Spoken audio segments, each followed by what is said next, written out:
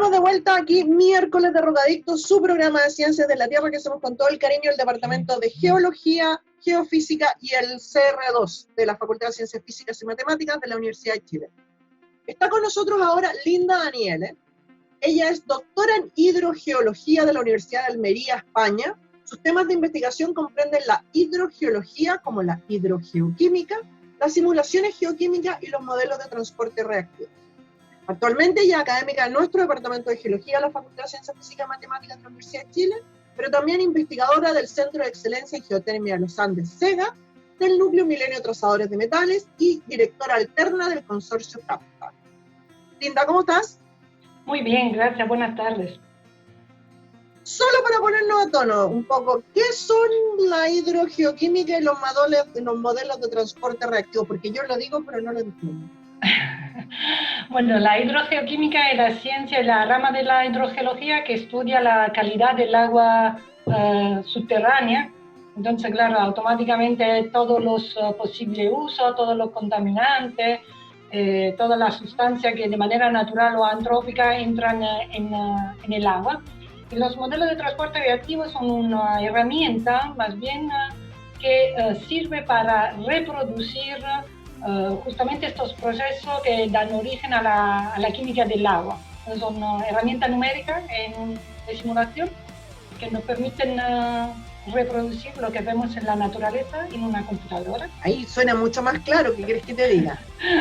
Nuestro tema de día es cómo afecta la sequía en las aguas subterráneas. Y para eso primero entremos en materia. Las aguas subterráneas, ¿qué las alimenta? ¿Dónde provienen? Las aguas subterráneas son aguas que proceden del ciclo global del agua. Entonces, se convierten en subterráneas en el momento que después de caer desde la nube como forma de lluvia o nieve, bypassan, mejor dicho, superan las adversidades de los primeros metros de la superficie terrestre y logran entrar en las rocas o en los sedimentos a profundidad. Y ahí empieza el viaje subterráneo hasta los puntos donde lo usamos o donde de manera natural vuelven a la superficie y vuelven a empezar el ciclo, a participar del ciclo del agua. Linda, una consulta, y yo te voy a consultar esto porque, bueno, yo tengo ahí parte de mi familia del campo y siempre desde chico yo escuchaba de la gente que habla de ríos que corren por debajo de la gente o que hay lagos ocultos donde uno podría, si es que llega incluso a bañarse. ¿Me puedes decir cómo se encuentra esa agua que tú dices que está subterránea? En Chile es muy difícil que tengamos agua subterránea con ese aspecto, digamos así. Más bien tenemos que imaginarnos como una esponja, en la mayoría de las aguas subterráneas, una esponja ahí embebida de agua. Entonces, donde están los vacíos, los poros de la esponja, tenemos agua. Entonces, hay que imaginar algo así. Y además hay que imaginar que la cordillera o la roca, que son fracturadas o rotas, tienen un espacio que puede ser ocupado por el agua. Lo que tú describes es típico de rocas que de manera general no tenemos en Chile. Estas cosas se pueden crear cavidades con flujo de agua subterráneo, pero necesitamos o cueva volcánica, que no sé si hay mucha aquí, o roca carbonática, que se disuelven fácilmente, dan lugar a este escenario con estas cuevas estupendas, con agua que en realidad es un agua superficial que está almacenada en este espacio vacío. Okay. Entonces cuando la gente dice que escucha un río por debajo de su casa, eso no es cierto. Muy difícil. Hasta donde yo sé, todos los años que llevo trabajando aquí, nunca me ha pasado encontrarme con una estructura que permita este tipo de agua subterránea. Ok. Ahora, también, que no quita que la gente pueda... Espérate, que no quita que la gente pueda escuchar esas cosas, no le quitemos a la gente la posibilidad de escuchar lo que ellos quieran, pero más que llamar al geólogo tienen que llamar a su terapeuta. Bueno, tampoco es así, es que tampoco se ha estudiado todo, no sé, yo todavía no tengo todo el territorio analizado en detalle, pero donde he trabajado claramente no es común encontrarse estos flujos subterráneos que hacen estos ruidos tipo río. No hay, decimos así, no es común. Linda, y un poco relacionado con eso, con mis experiencias campestres, donde mucha gente depende de pozos y de norias para acceder a agua. ¿Las aguas subterráneas son siempre potables o hay veces que no son potables? El concepto de potabilidad está vinculado a la calidad, o sea, a la composición química del agua. Lamentablemente, Chile tiene una geología especial que da muchos beneficios para algunas cosas, pero por otra parte puede dejar de manera natural en las aguas algunos elementos químicos que no son deseados. Todos sabemos el problema del arsénico, por ejemplo, en el norte, aunque un problema bastante extendido, o problema de manganeso, cantidad excesiva de hierro, sulfato. A veces es por la mano del hombre y muchas veces es por la geología tan particular que tenemos como país. Ok. Entonces la composición del agua va a depender del lugar donde uno... Absolutamente sí. Depende del lugar y de todo el recorrido que ha hecho hasta el punto donde está la noria o el pozo. Entonces, de manera general, las aguas subterráneas tienen una calidad, una buena calidad, pero no podemos olvidar que muchas veces el tiempo del agua, o sea, el tiempo que el agua tarda de donde ha entrado a llegar donde la usamos, es bastante más largo que una vida humana o varias vidas humanas. Y en todo este tiempo el agua tiene la posibilidad de relacionarse o de interactuar con las rocas y adquirir de ella elementos que no son deseados. Entonces sí, depende del lugar, es muy dependiente del lugar. Entonces tú dirías, Linda, que es recomendable que la gente que hace pozos o norias que haga algún tipo de prueba, test a sus aguas. Sí, hombre, eso debería ser lo lógico, que asegurarse que el agua que se saca no solo tenga un buen sabor o no tenga un olor muy fuerte, sino que esté libre de todos los elementos químicos no deseados, o por lo menos que respete la norma de agua potable de Chile, o sea, asegurarse de la buena calidad, fundamental. Linda, yo tengo otra pregunta. Ya había respondido a Rodrigo sobre que, claro, no podemos escuchar un río subterráneo, no somos capaces de a lo mejor ocupar nuestros sentidos para poder encontrar esta agua subterránea. Sin embargo, ¿cómo se buscan esas aguas y cuáles son las maneras de poder extraer? Los estudios orientados a conocer el agua subterránea se basan en distintas técnicas. Se hace primero un análisis de la litología de la roca para saber si esta roca tiene una capacidad o no de albergar esta agua. Luego los colegas de geofísica nos ayudan mucho con sus técnicas, que aplicadas bien pueden ser una herramienta muy válida para ayudar a determinar si lo que tenemos bajo nuestros pies tiene o no tiene agua. Y finalmente también como buen geólogo, durante muchos terrenos uno puede determinar, puede captar señales que quizá desde el escritorio claramente no lo vemos, pero como manantiales, vertientes, catalogarla, irla a mirar a qué cotas están, todo esto junto nos da una idea de dónde ir a buscar.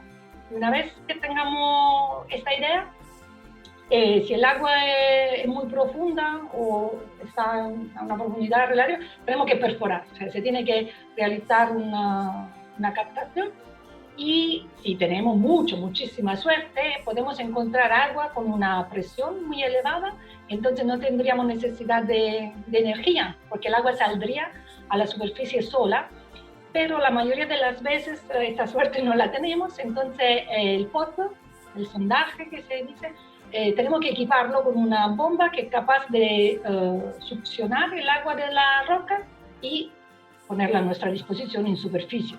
Ahora, Linda, relacionado con esto... Perdona. No, dale, Rodrigo. Sí, no, es que relacionado con eso mismo quería preguntarle, Linda, porque este tema de los pozos para poder acceder al agua, ¿verdad? Es bien importante en estos momentos. Hay mucha gente que depende de pozos. La profundidad de esos pozos varía mucho, poco, más o menos cuánto podría ser.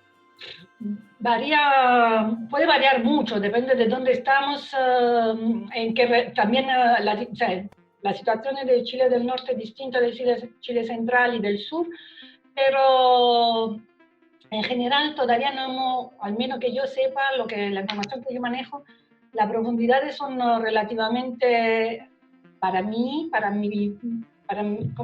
experiencia, no son todavía tan profundas como en otras regiones del mundo. Aquí sacamos agua con captaciones que están como mucho entre 100 de metros, 100, 150, podemos encontrar algunos pozos como más peculiar, tiene 200, un poco más de 200, pero todavía no hemos llegado a, por ejemplo, en España, en el sur de España, siempre en Almería, en la provincia de Almería, hay captaciones que sacan agua de los 500, de los 700 metros de profundidad. Todavía yo no tengo conocimiento de un pozo tan profundo para agua. Hola, Linda, ahora, pregunta, ¿todo el agua subterránea es agua dulce o hay alguna el agua de mar?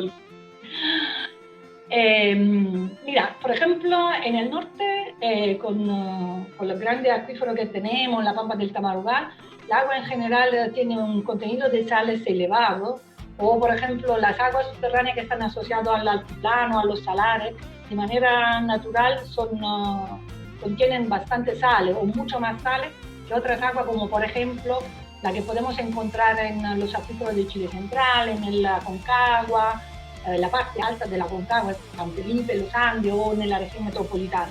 Entonces, la cantidad de sales presentes en las aguas varía muchísimo y podemos tener agua que son aptas para todos los usos, podemos usarla para cualquier necesidad que tengamos, y podemos encontrarnos agua cuyo contenido salino la inhabilita para cualquier uso. O sea, el agua está, pero no tiene una calidad suficiente ni para el riego. Ahora, en Chile, ¿cuánto más o menos, si podemos decir, qué porcentaje se puede usar y qué porcentaje no? ¿Tú tenías alguna idea de si mitad?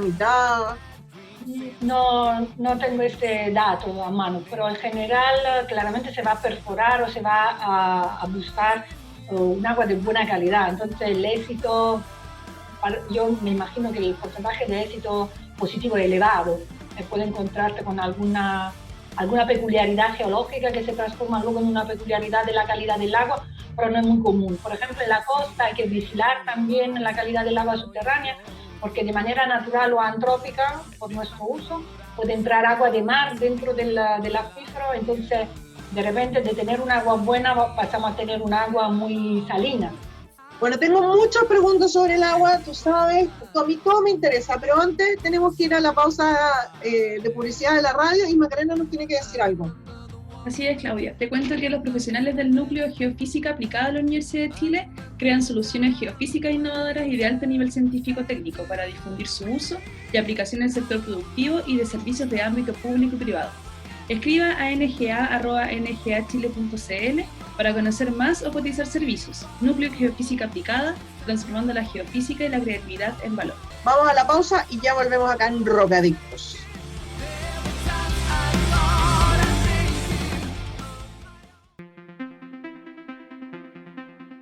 Estamos de vuelta acá en Rocadictos, miércoles de Ciencias de la Tierra, un programa que hacemos Geología, Geofísica y el CO2. Estamos con Linda Daniel hablando de sequía y agua subterránea. Linda, me queda algo pendiente de las preguntas que estábamos hablando antes de la pausa, que es, ok, entendemos cómo funciona, ya nos hicimos la idea del agua subterránea. ¿Cuánta del agua que usamos normalmente en Chile y en el mundo, digamos, provienen de esta agua subterránea? ¿Cuán importantes son para el consumo y uso? Hombre, las aguas subterráneas son muy importantes. Los porcentajes de uso varían en función del país y de la situación climática que hay. En general, por ejemplo, Chile históricamente ha usado más las aguas superficiales que las subterráneas hasta hace algunas décadas, y ahora los datos, los últimos 10, 12 años, en alguna parte, como especialmente Chile Central, se nota como al disminuir los caudales superficiales por la sequía, ha habido como una carrera a pedir derecho de agua subterránea. Por ejemplo, en la Concagua se han incrementado muchísimo los derechos otorgados, y eso es lo que pasa. O sea, cuando a mayor problema con agua de fácil acceso, se pasa en automático a un uso que requiere como más tecnología, una búsqueda, un conocimiento más detallado de lo que tenemos debajo de los pies, que normalmente no le hacemos caso, y esto ha ocurrido en todos lados. Entonces, a medida que aumenta la demanda, porque no es solo la sequía, es el hecho que con el pasar del tiempo somos siempre más personas. O sea, la cuestión aquí es que la cantidad de agua del planeta es una determinada y luego se va distribuyendo, pero esta cantidad de alguna manera es invariada, mientras nosotros hemos ido aumentando en número bastante importante, pero también hemos ido avanzando en el desarrollo que automáticamente requieren de mayor agua. Entonces, todo esto junto hace que los porcentajes de uso del agua subterránea sean cada vez mayores. Linda, y con respecto a lo que tú estabas comentando, que al parecer esta demanda versus la disponibilidad parece que tiene que ver con el manejo de los recursos hídricos, y te quería preguntar respecto a eso, ¿cuál es el impacto que tiene también el manejo de los recursos hídricos junto con la sequía en la disponibilidad de estas aguas subterráneas? ¿Se combinan, son por separado, tiene un impacto uno más que otro?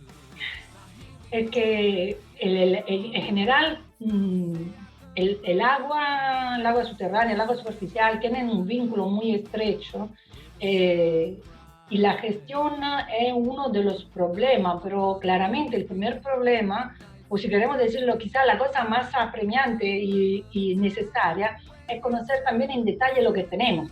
Si yo no sé lo que tengo exactamente, o no tengo una forma de hacer un seguimiento como dinámico, porque estamos en un planeta que está cambiando mucho, hay muchos cambios relativos al clima o a los periodos de sequía. Si nosotros seguimos con herramientas o con métodos que no son capaces de seguirle el paso a estos cambios, claramente nos quedamos siempre atrás también en la gestión. Entonces hay varias aristas. Para gestionar tengo que conocer, para conocer tengo que invertir en el conocimiento, y una vez que he levantado toda la información, no solo tengo que conocer una vez, sino seguir, monitorear constantemente todos los recursos hídricos que tengo para tener una gestión eficiente o eficaz. Y claramente la gestión tiene que comprender tanto el agua superficial como la subterránea, la agua que se reusen, o sea, todas las fuentes que tenemos o toda la idea que se nos ocurran para tener mayor agua, tiene que entrar en una balanza común, que tiene que gestionar de manera conjunta. Linda, ahí te puedo hacer una consulta ahí, seguido con la pregunta de Macarena respecto a la sequía. Bueno, estamos, ¿cierto?, en un periodo, ¿verdad?, seco de varios años ya en el país. ¿Esto cómo afecta la disponibilidad de las aguas subterráneas? ¿Podemos esperar de que haya mucha menos agua subterránea? Porque imagino que se está sacando agua subterránea en alguna parte. ¿Y cuánto nos vamos a demorar una vez que termine la sequía en que eso se reponga? ¿Cómo funciona eso? Mira, efectivamente estamos sacando mucha más agua de los acuíferos de la que entra, porque este vínculo con lo que ocurre arriba o en superficie, o sea, la cantidad de lluvia, la forma en la que llueve, y llevamos ya 10, 12 años donde a pesar de la última lluvia, que obviamente no son ni suficientes no son una cantidad que podemos alegrar. Claramente hay que alegrarse cuando llueve, está claro, porque es mejor poco que nada, pero la situación es bien compleja. Los niveles, hay puntos donde los niveles han bajado decenas de metros, es decir, estamos sacando agua a un ritmo alarmante comparado con lo que deberíamos, pero obviamente la demanda es la demanda, y también las actividades son actividades. El mayor uso del agua, tanto superficial como subterránea, está dedicado al cultivo en todos los países, no solo en Chile. El 80% de nuestra agua, casi entre 70 y tanto y 80, está destinado a los cultivos, y a una media mundial. Entonces, como que esta es la cantidad de agua que necesitamos. Pero sí, efectivamente, se notan ya en distintos acuíferos cómo los niveles bajan, y el tiempo que tardarían en recuperarse, lamentablemente, es siempre más largo de lo que uno desea, y como no depende exactamente de nosotros, porque todavía no tenemos capacidad de controlar el clima o la lluvia, en el fondo es una cuestión difícil de poner un número. Pero ten en cuenta que la mayoría de las aguas subterráneas tienen edades que van de las varias decenas a los varios cientos de años, y hasta inclusive miles de años. Entonces, el agua que estamos sacando ahora probablemente entró hace décadas o hace siglos, y es el tiempo que hay que considerar. Tú también, yo he visto alguna de tus presentaciones, y tú hablas también de la influencia de la sequía, y capaz que esto vamos a tener que responderlo en el siguiente bloque, en la calidad del agua subterránea. Claro. Eso llama la atención. Y del manejo de los recursos hídricos en general, cómo impactan eso en la calidad. No sé si comentar algo respecto a eso. La sequía, lo que ocurre que cuando cambia el régimen de lluvia, entonces nos dedicamos a sacar, y que la sequía es una parte del problema, decimos así, pero en general lo que ocurre es que cuando vemos una época seca empezamos a sacar, se genera un desequilibrio en el sistema, o sea, se genera un desequilibrio en los acuíferos, en el caso del agua subterránea, pero también cambia las relaciones de estas aguas subterráneas con lo que ocurre en superficie, con un cauce, con el caudal de un río, entonces van cambiando la forma en que esta agua entra, se mueve, además nosotros solicitamos más al acuífero, entonces bombeamos más, todo eso son cambios hidrodinámicos que pueden influir, no que influyen en cómo las aguas se relacionan con la litología y con las aguas superficiales. Entonces, muchas veces, a partir de una variación en los niveles, tenemos una desconexión, por ejemplo, con un río superficial que entregaba agua y ya no la entrega porque no tiene capacidad.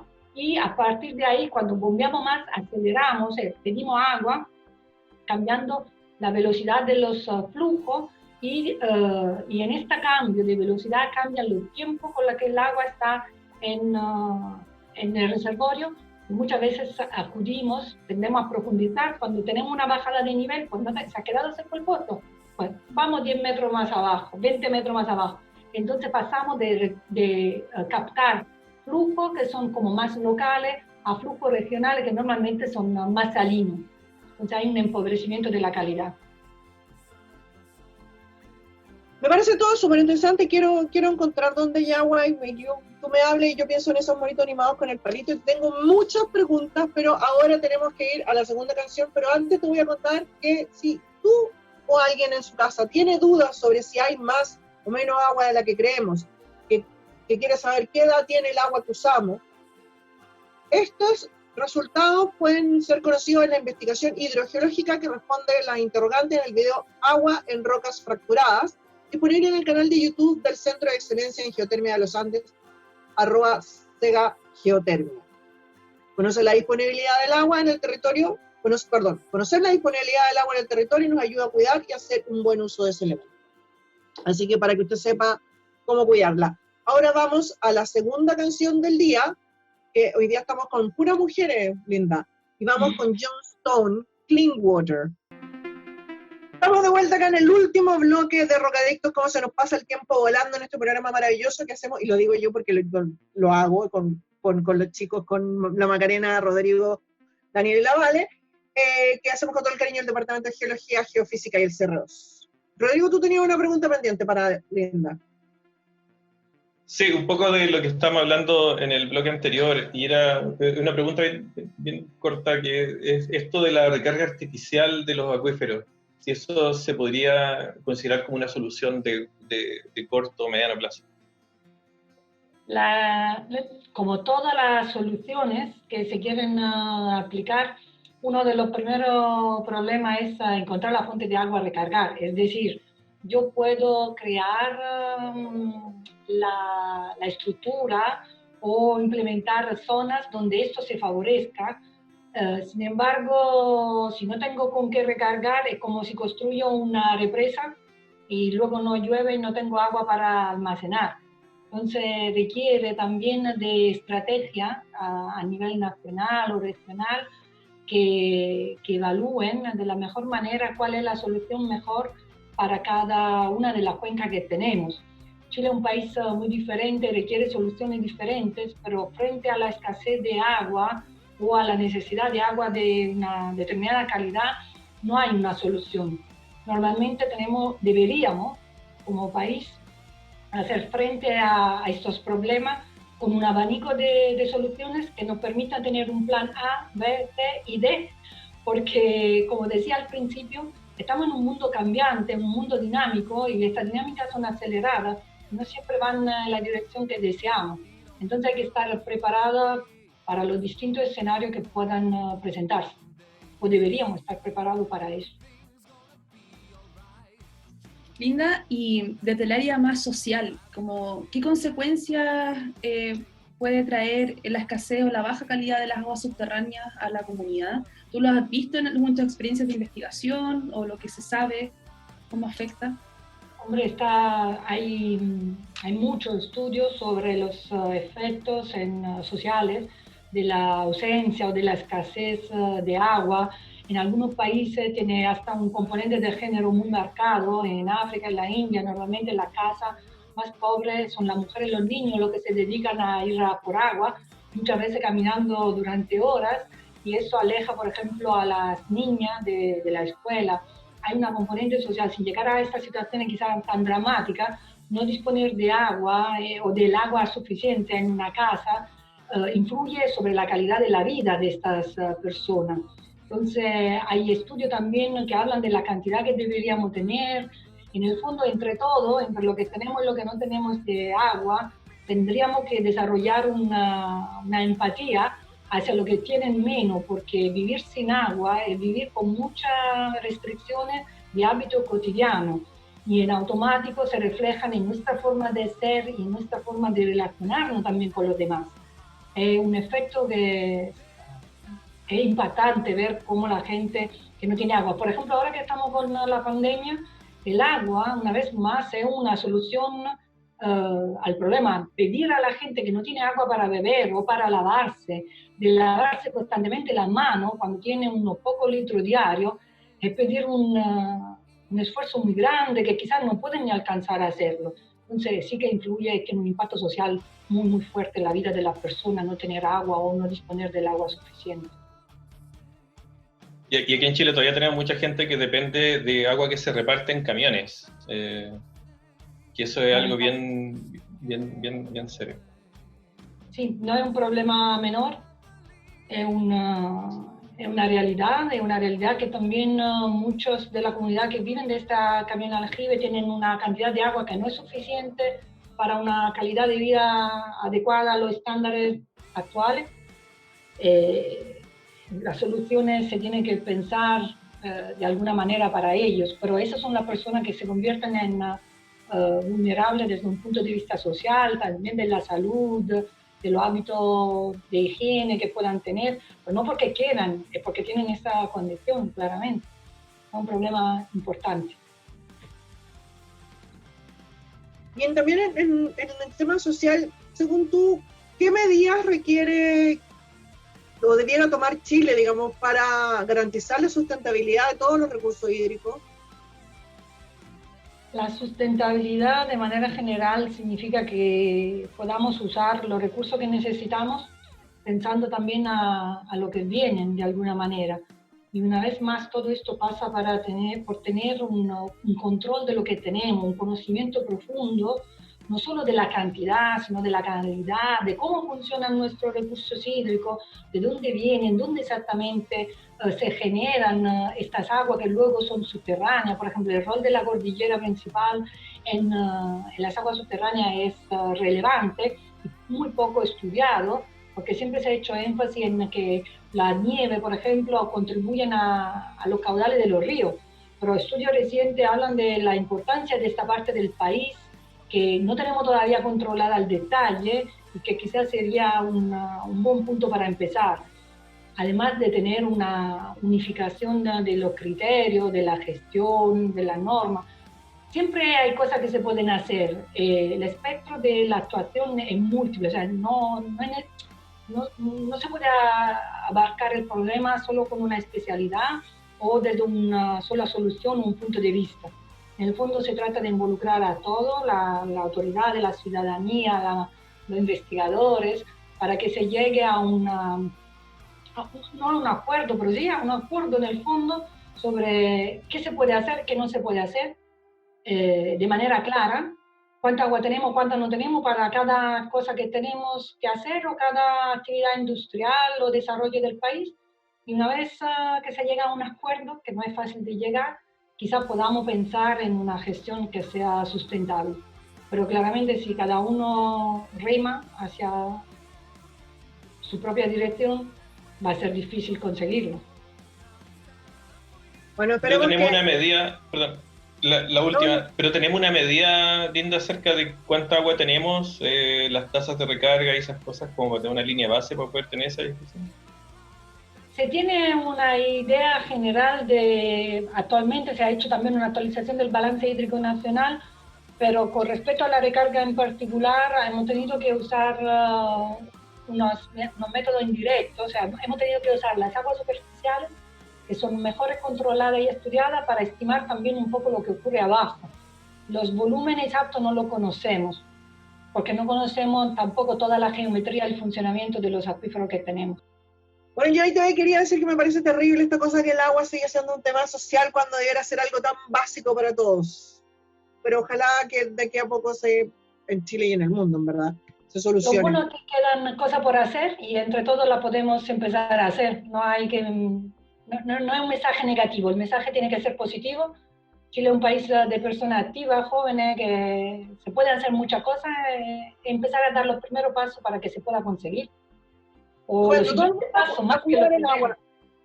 Linda, agradecemos tu tiempo, agradecemos que hayas venido a hablar con nosotros sobre la sequía y las aguas subterráneas.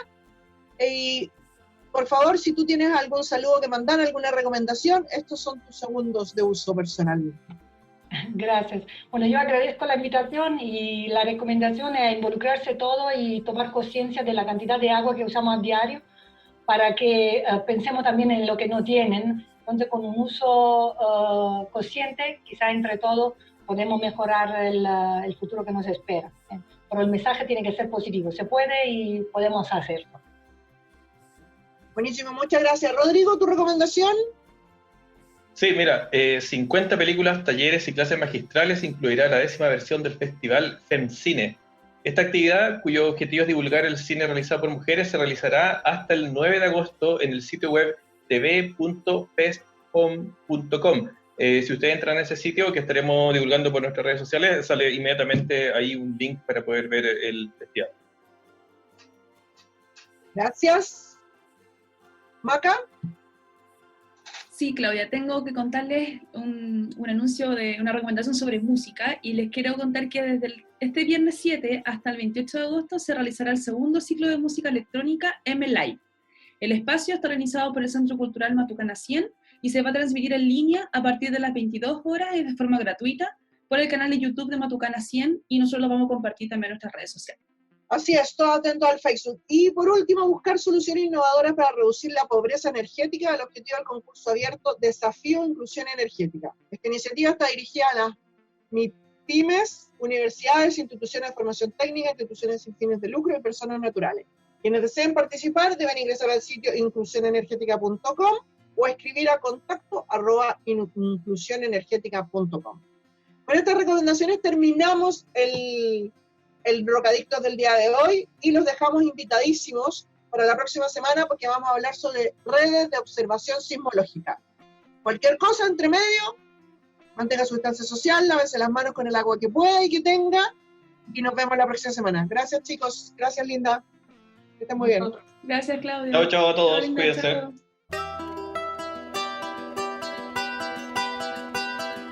Radio Universidad de Chile presentó Rocadictos, un espacio donde conversamos sobre terremotos, sequías, erupciones volcánicas, aluviones y todo lo que ocurre en torno a las ciencias de la Tierra en nuestro país y el mundo. Todo esto fue motivo de conversación en Rocadictos. Nos reencontramos el próximo miércoles a las 16 horas en Radio Universidad de Chile.